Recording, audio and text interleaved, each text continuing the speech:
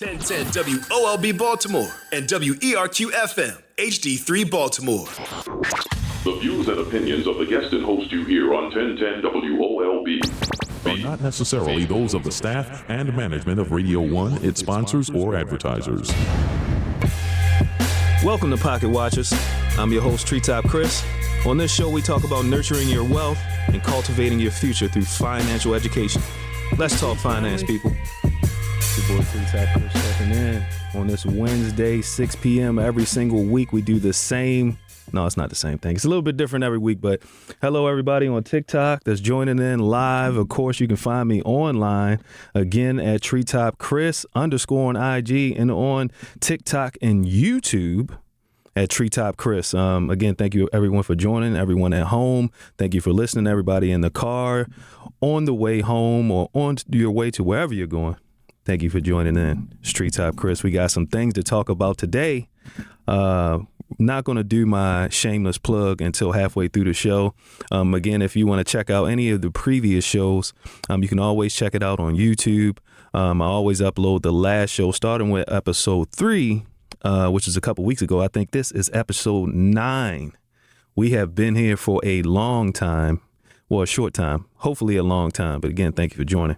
Today, we're going to talk about some habits and things of that nature that are keeping you in the rat race. What's the rat race? Of course, everybody knows what the rat race is. It's just working, going home, working, going home. A lot of people want to get out of the rat race. Some of the people who don't care about it, I applaud you. That is a great mindset to have.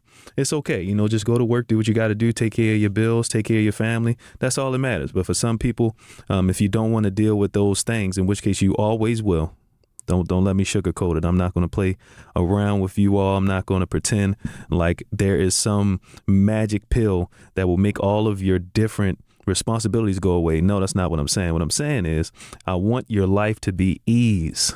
Life should be ease. If you know me personally, outside of the social media realm and the radio realm, that's one of my favorite slogans. Life should be ease. If you agree with me, I just want you to take a second and think about that. Life should be ease, right?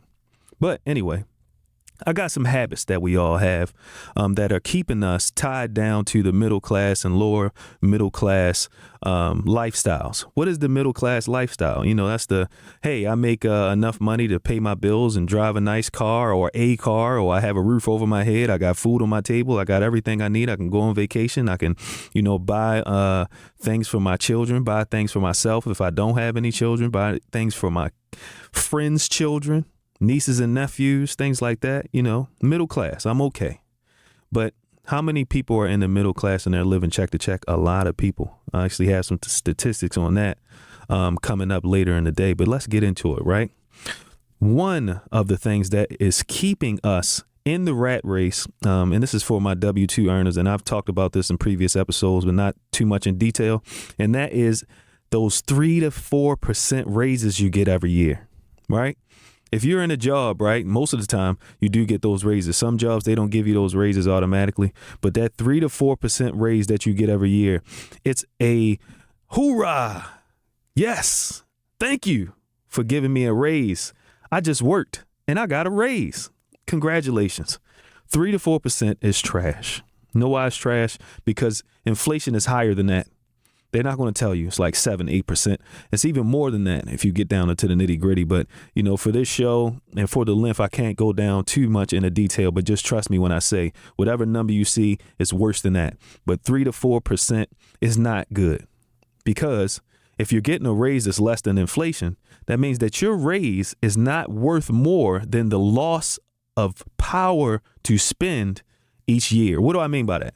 I mean that if you get a $3 raise and the same $3 is worth 97 cents the next year, what kind of raise is that? That's not a raise, man. That's not a raise. That's trash. But hey, we have to, I have to bring it up, because what I'm trying to show you and teach you how to do is to look for yourself first, even with the job. Yes, I'm not telling you to quit your job per se. What I'm saying is, if you find a better job and it pays you more, do not be loyal to that company. Don't be loyal to the company. The far long are the days where you would leave a job and they would say, why you leave the job so much? Or you got all these different jobs on your resume. Oh, okay. Well, I'll redo my resume, and I've been at this last job for a couple years. Now, I wanted to leave because there were better opportunities out there. Because they'll always ask you, what made you leave your last job? There were better opportunities. And what better opportunity is that? A 10 to 20% raise. That's what that opportunity is, because on average, you are going to get 10 to 20% raise when you leave a job after staying there for a year. Why? Because you got a year experience at that job, right? That means you weathered the storm, the ups and downs. You know the ins and outs of your position. You didn't lose that job. So think about that. When you're sitting in your job and you're like, you know what? I got a couple raises, still not enough money. If you leave, I guarantee you'll find something that pays you more. And I guarantee you that somebody will hire you for more money, because everyone's always looking for new employees. Now, is that a good position? No, I'll leave that up to you. But 10 to 20% is much better than 3 to 4%. If you agree with me, I just want you to take a step back. Think about that. Put it in your back pocket. When you go into work tomorrow, I want you to look at everybody with a face of frustration and be like, I need to get out of here. I'm just joking. Just keep it in your head. Like, you know, it's other opportunities out there. I'm not telling everybody to do a mass exodus of their jobs. I'm just saying time is money. And this is Treetop Chris, and we talking finance. Am I right or wrong? Of course I am. Right. Good evening. I'm feeling good. I hope everybody that's listening to me is feeling good. And if you don't, I hope you feel better, because money isn't everything, but having a great mindset is. Life should be ease. I say it 2 more times. Life should be ease. Life should be ease, people. Okay. So let's move on to the next thing that's keeping us in the rat race. Buying more than you can afford. Oh my goodness. Everybody always talks about, hey, why are you spending all that money on that? You don't got. I work hard for my stuff. That's what most people say, right? I work hard for my stuff. I should be able to buy what I want to buy. Well, that's kind of true, but you don't want to spend too frivolously. And that's why I kind of want to break it down, because on average, whenever you get an income increase, what's the first thing you think about? Man, what can I afford now? What can I buy now? They want to get that new car. I want to get a new house for some people. I want to get a new apartment for the people who don't like houses. Yes, there are people who don't like houses. Yes, there are people who rent. Leave them alone. They're fine. But anyway, as far as that car is concerned, let's break that down for a second, right? What constitutes money spent on a car that is not too frivolous? What do I mean by that? There's a certain percentage that I share with my clients. I help people with their finances. This is what I do. That you should have when you do an equation to give you the amount that you should spend on a car in a year. How does that work? Basically, you should spend no more than 15% of your annual income towards your car. 15%. So that means your gross salary, right? 15% times your gross salary equals your car payments cost for the entire year. The entire year. Okay? So if you make $60,000, for example, $60,000, you should be spending no more than $9,000 a year on your car. If you make 60 grand, right? That's 15% times 60,000. You get 9,000 per year. And that includes the car payment. That includes insurance. That includes maintenance. That includes rims. That includes car audio, if you want to do stuff like that. For my ladies, back in a couple years ago, y'all had eyelashes on your car. It looked crazy, but that should be a part of the 9,000. 15% times your annual income, people. That's all you should be spending on that car. Why? Because from a finance perspective, that won't hurt you in the grand scheme of things if you must spend it, because everybody needs transportation. Unless you got a jetpack or electric bike that you done took for electric scooter you done took from downtown, you ain't returned. Your credit card that you was using don't work no more, so the scooter's sitting on the side of the road. If you don't have one of those, you need transportation. So 15% times your annual salary, that's how much you can spend in a year on your car, okay? Let's move into that house, right? What's the percentage on the house? 28%. 28% times your annual salary is how much you need to spend on your mortgage. If you can fit everything into that amount, that's even better. What do I mean by everything? You got to pay your mortgage, right? And if you didn't put 20% down, you're going to have a pity. You're going to have to pay insurance on your mortgage, right?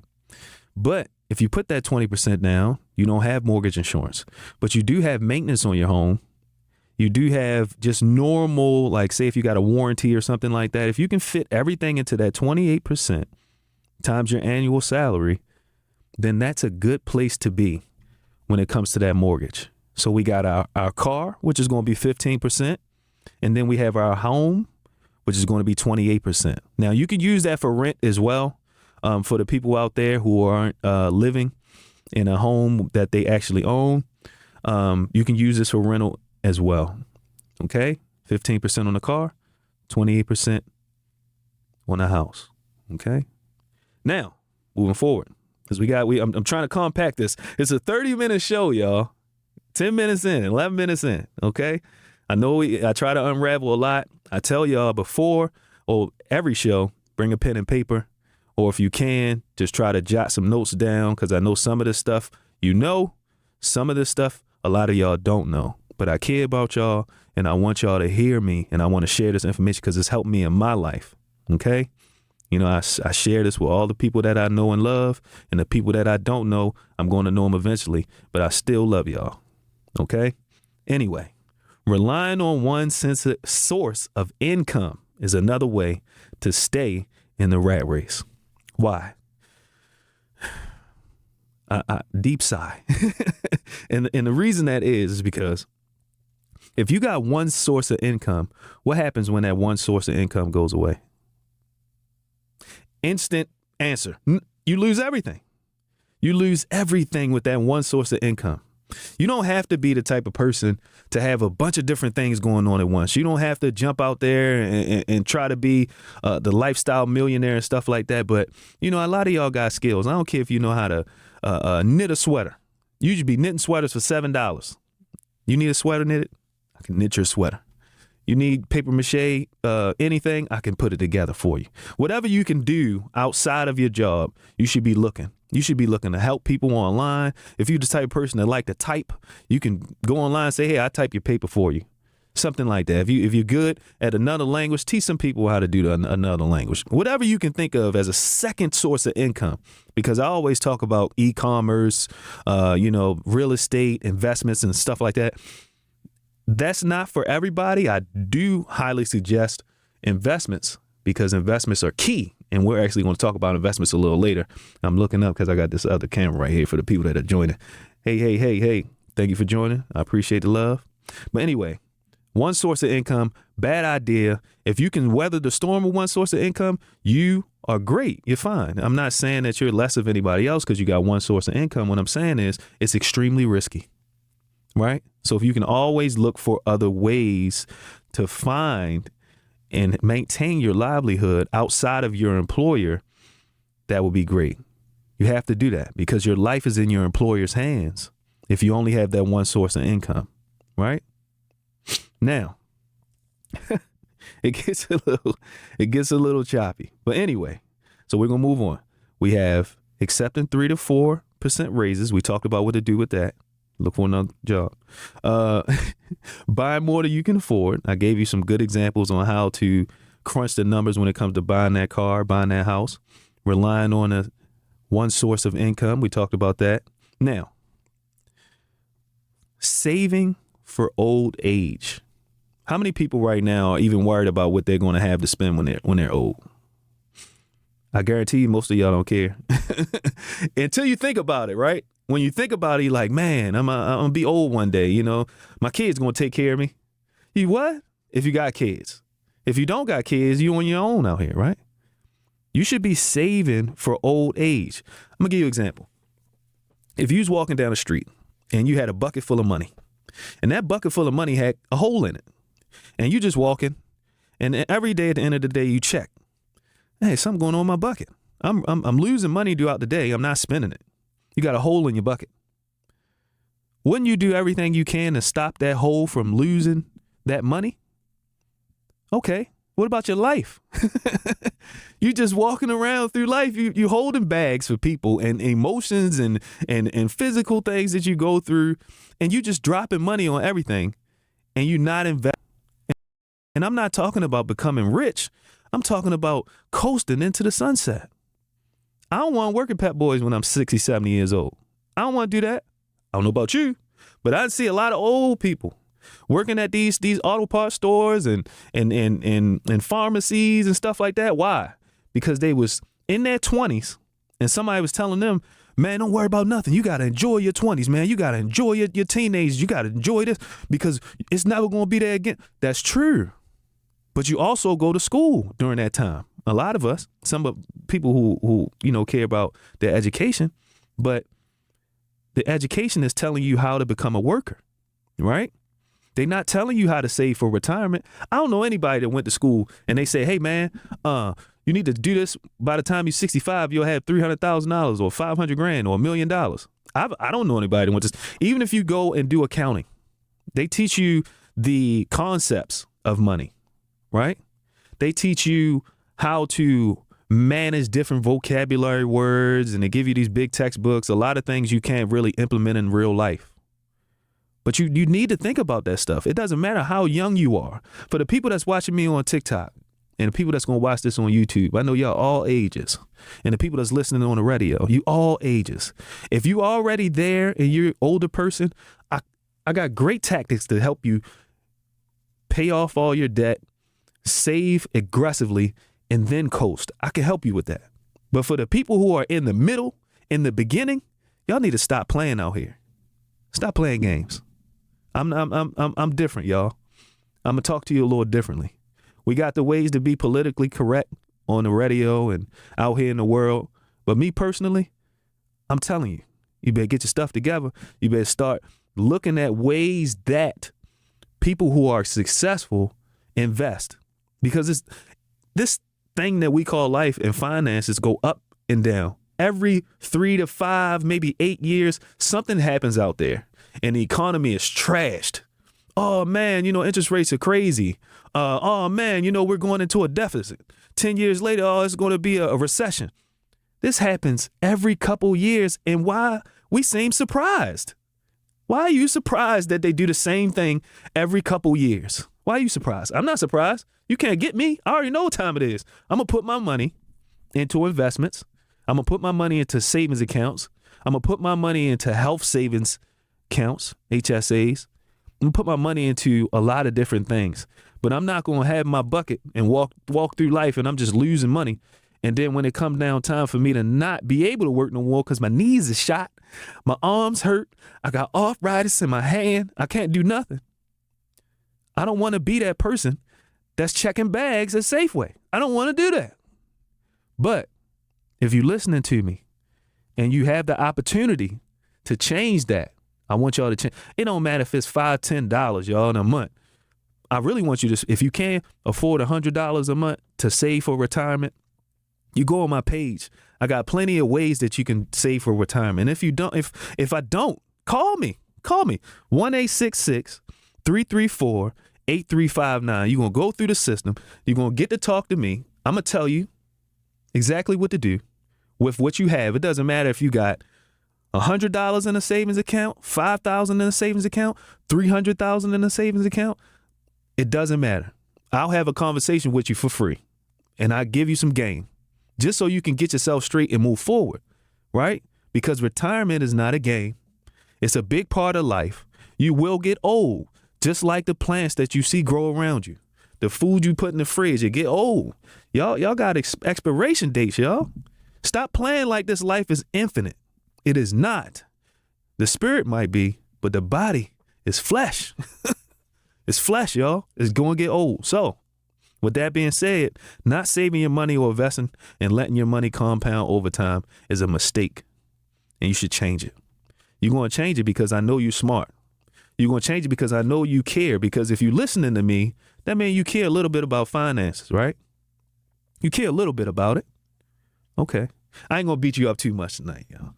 It's all love. It's all love. I'm that person you talk to like, man, Chris gonna get on me when I talk to him, but that's all right. Because a lot of people ain't gonna tell you like it is. They're gonna keep saying, yes, you're doing a great job. And when you're doing bad, they're gonna say, oh, that's sympathy. That's not empathy. They might feel that you did something bad or you're going through it, but they might not care deep down. I have empathy for people, man. If you hurt, I hurt. And I don't want y'all to hurt out here. You feel me? All right, let's move on. Consumption versus production. Consumption versus production. Seems really straightforward. But for the people who don't know, and we talking about finance, consumption. What are you consuming? That's the house, the car, the Netflix. Expenses. That's expenses. That's the consumption. You consume it. It's not just eating stuff. Because remember, that money is also food. That's electricity. You consuming that stuff, right? But you got to have production at the same time. That's your day job. That's the money coming in. If I'm looking to talk to anybody, right? If I'm dealing with people when it come to finance, I'm going to have a conversation with them. And if their consumption is more than their production, what you thinking? That's a problem. That's a problem. You consuming more than you're producing. And this doesn't just happen to people who you so-called broke. I know people that make $150,000, $210,000 and they live in paycheck to paycheck and they come to me. That's insane. And I'm talking about they're not too far off the percentages I gave you for home and cars, but they just are consuming so much because the first thing they wanted to do was feel like money wasn't a problem, feel like they had everything they need. So they spend way more than they make over time. It doesn't seem like it in the middle of it. If you're making $5,000, $10,000 a month, $15,000 a month, $20,000 a month, but you spending 18, you spending 7,000, 9,000, in the month, you're like, yeah, well, I make more than that, so I'm good. No. Because remember, you got to save for retirement. If you're saving at the same time, that's great. But most people don't. And I can see your financial forecast based on those things, right? Think about it, right? The average, and this is the statistic that I tried to give you guys earlier, what I alluded to. The average American holds about $96,000 in debt. 96 grand. That means that the money is coming in, but it's also going out faster than it's coming in. Pay attention to it, right? How can you create more production versus consumption? And I already said, you got one source of income. That's your only way to produce. So if you only got one way to produce and you're consuming multiple different ways, y'all do the math. It don't take a rocket science to understand that if you're spending 3 and you only make 1, that's a bad ratio. But it's keeping y'all in a rat race. I want you to get out of it. I want you to move forward, right? These are all things to help you think, people. Think. That's all you got to do. I'm not saying what's right and what's wrong. I'm not saying how you moving is incorrect. What I'm saying is just think. Just think about it. I'm going to give you some ideas to think about. Anyway, let's move on to the last thing I think I got for y'all before I give you a quote. Ignoring financial literacy. How many of y'all are worried about your mindset being the best? I want to feel good. I want to make sure that I'm not stressed, right? And we're not talking about money. It could be physical. It could be mental. But a lot of y'all just ignoring the financial literacy part because you got so many other things going on. But again, if you go back to your 20s and they're telling you, don't worry about this, don't worry about that. When you're a teenager, you're a kid, they telling you, don't worry about this, don't worry about that. And then you get older in your 30s and 40s and you're sitting there still trying not to worry about it. And then life is really hitting you and you don't know where to start. If I wasn't on this radio show having this conversation with you, I'm pretty sure you would have figured it out. But what if you didn't? What if you don't? Financial literacy is important, y'all. Financial mastery is a big part of our lives. Y'all can't join my live. Stop trying to join my live in here. I do this every week. Come on, y'all. Y'all can't get on here. I can't talk. I can't hear you. Anyway. So You put so much emphasis on your well-being. You put so much emphasis on your mental or physical, but little on the financial part, right? So given that it's so important, we're just so taught at an early age to ignore it. But the consequences can be dire. I'm just saying, without school, I need y'all to look on YouTube. I need you to pick up a book. I need you to ask a friend. If somebody is in a much better financial situation than you, just have a conversation with them. Don't be afraid to be like, yo, how you make your money? Like, how can I be where you are? And if they in a crazy, crazy different mode of life that you wouldn't even think to have a conversation with them, I want you to have a conversation with them anyway. I don't care if you out here on the street and you got them signs talking about feed me. You walk into a place, you see people, just have a conversation with them. If you're not asking them for $1, they might give you some information, teach you how to fish. A lot of people don't want to give you a fish because you're going to be starving again later. They don't want to just give you something. They want to give you some information for you to build and make something for yourself later in life. Right? Think about that for a second, y'all. Lastly, stop trying to do what everybody else is doing. Stop trying to ride the wave that everybody else is doing. Now, I know I just said you got to have a conversation with people to try to figure out what they're doing so you can try to figure out what's best for you.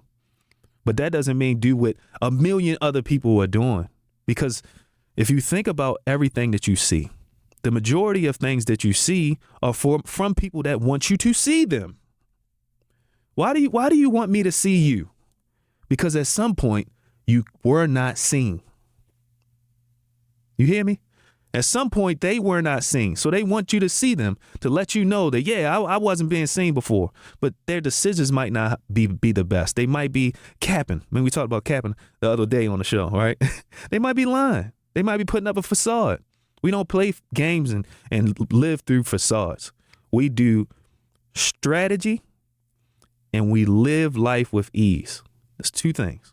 Remember I talked about living life and life should be ease? But you don't jump out there and do everything that everybody else is doing. You got to find what works for you, set the foundation, and keep going from there. But I'm getting close to my time, so I'm going to leave y'all with this quote. You're not going to get rich renting your time, people. You must own a piece of business to gain financial freedom. Even if that business is not a large business, it could be a small one. But just go out there and grab something extra so you can add to your production. I do this every Wednesday at 6 p.m., people. And I want to thank the people who joined today. I really appreciate all of y'all. And I'm sending love from Treetop to you. Your boy Treetop Chris checking in. Peace and love. You were just listening to Pocket Watchers, where